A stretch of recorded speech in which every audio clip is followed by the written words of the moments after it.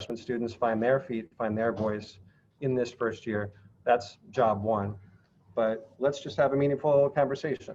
So could each student panelist please tell us who you are, tell us a little bit about yourself. And I guess the first question, what advice would you give to your younger self? What advice would you give to the freshman you a few years back? So Kelly, you want to start? Lead us off here. Of course. So, hi guys, I'm Kelly McMullen. I am a senior at Lake Erie. I'm an accounting major and a business admin minor.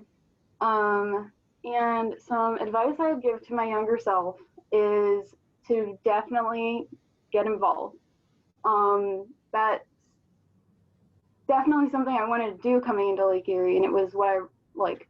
Actually, Nate was my orientation leader, and seeing how much he was involved, it kind of inspired me to also be. So definitely being involved is my advice to the freshmen. Caleb, want to hit second there? Sure. Hi, I'm Caleb Kennard. I am a junior. Oh, no, he muted himself. Okay.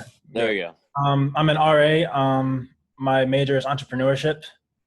Advice yourself, you just to always prioritize yourself. You know, we're in a small school and we get like close-knit group of peers. So like say your roommate wants to do something and you don't, and you kind of feel like a little bit of pressure to do it, just always make sure that you are doing what's best for you no matter what. Awesome. I guess I'm next and I guess last. All right. I'm Nate. I'm sure a lot of you guys have seen me around campus. I do just about everything you can think of. And if I don't do it, I should probably start. Kelly said that I had a long list of things I do, and it's never ending, I guess. But I am a biology major, focused more on pre-physical therapy side of things, minors in psychology and math. That sounds like a mouthful, but make the most of your opportunity while you're here, right? So my advice that I would give to you guys as freshmen or incoming students in general is just make the most out of your opportunities. I mean, it sounds simple enough, but all of us have experienced something where we've been put in a position and we get that opportunity. And then afterwards, if we don't do it, we're like, I should have done that. Make the most out of every opportunity. If it's something that could be once in a lifetime, do it. That goes along with anything on campus, outside of school, athletics, things like that. If you get an opportunity presented to you, take it, because it might never come around like that again. So I feel like that's my advice to you guys. You can use that in any which way you will. Like I said, academics, athletics, volunteer work, things like that. It's kind of universal in the application that it has. I think all those three wind together so nicely. So I really like Caleb saying to advocate for yourself, to really listen to the voice within and not all the voices outside, like what's going to be good for you. I very much agree. Once you get in the habit, but that making the most is sometimes intangible, right? Saying yes to an opportunity is sometimes can be fuzzy. When's the last time all of you said yes to something that really helped propel you farther, that you took hold of an opportunity, grabbed it with both hands, and it kind of took you to another place? When's the last time you've taken on an opportunity in your life? Kelly? I got it.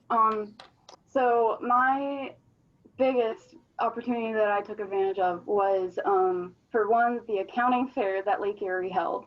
It was September, October, somewhere around that time range. And I talked to every accounting firm that was there, and I ended up talking to BDO, who I had a Skype interview, and then I had an in-person interview, and resulting in that, I ended up with an internship this past January to March. And based on that internship, I now have a full-time job waiting for me once I graduate. So going to the accounting fair is what has set me up to start my full-time career starting in January. A year in the making, but saying yes in October and going to the accounting fair got me a full-time job. So. Caleb? An opportunity that I have recently began doing is being an RA. I was actually really nervous and timid at the beginning, but I've actually realized it's brought me a different network of people that it's always nice having just different people around, so like I'm not just with my normal friends, I'm with like RA friends sometimes and stuff. So it's just always do things if you're nervous, like because you're nervous for a reason, that's a good to. Opportunity that it was kind of a while ago. It was probably 3 years ago, but I wouldn't say it's the most recent. But the opportunity that I got presented was actually by Eric Evans. He introduced kind of career fairs and things and networking events on campus, kind of like my freshman year. I took a first-year experience class with them. We worked on resume writing, kind of networking skills. We would join the Tiberius Network, things like that. I actually met someone along the line who introduced me to my internship at University Hospital. So that was an opportunity just from going to an event like that. Some of you guys might not think, oh, career fair, you're just going to talk to random people. It's like, no, you actually network, and it might not be directly to that person you get a job from, but they can direct you in the right direction for somewhere where you could potentially work. Because let's face it, you only get 4 years of college. And I mean, unless you want to do more. So after 4 years, you kind of got to figure out what the next step is. And I was fortunate enough to take that opportunity, and I now know the direction I'm going in. Well, thank you for the vote of confidence. I think, and when anytime talks experiential learning, that's speaking my language, talked to Kelly maybe a week or so back, her reflections on what interns got the job, what interns got the offer. It's almost the next layer of saying yes to opportunity, the next layer of digging into the experience and making the most of it. So it never stops, right?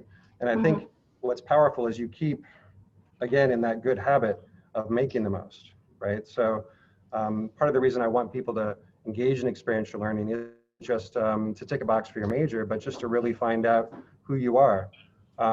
Caleb, I really like that if you're nervous, that's in the right zone.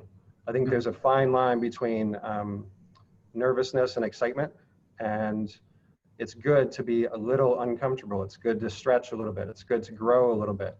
If you're too comfortable all the time, you're probably not in the right place, So I think without even trying, you're going in places where I really am liking to hear.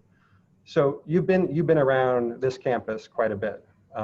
What would your top tip be in terms of helping someone on campus? It could be completely out of the blue, like your favorite restaurant, or it could be a person that really helped you, or a resource that really helped you. What would be your top tip on making the most of your first semester on campus?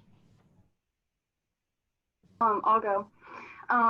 So my top tip would be to have open communication with anyone that you're involved with. So from having open communication to your advisors, to your professors, even though like they might not necessarily be in your major, but you never know where those people could lead you to. So let's say I have a philosophy professor that is best friends with someone that owns an accounting firm.